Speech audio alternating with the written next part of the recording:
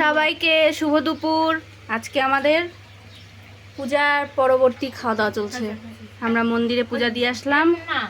এই কি কি খাচ্ছ মামুনি? মুগের ডাল, বেগুন ভাজা, লাল চালের ভাত খাইছিলি তরকারি, ফুলকপি দিয়ে তরকারি, তারপর আরেকটা পাপড় সবজি, ভাজা পাপড় ভাজা, পাপড় ভাজা ডাল নিবি না? এরা হচ্ছে সিনিয়র সিটিজেন, নিচে বসতে পারে না। ডাল এই এরা হচ্ছে চেয়ারে, খাস না? তারপরে এই যে অল্প উঁচুতে, আর আমরা একদম মেঝেতে বসছি। আর আজকে আমরা ব্রাউন রাইস খাচ্ছি। এই যে অনেক আইটেম, হেলদি সাবুর পাপড়, আলু সয়াবিনের তরকারি, বেগুনের একটা তরকারি, বেগুন ভাজা, আলু ফুলকপির তরকারি, পাপড় ভাজা।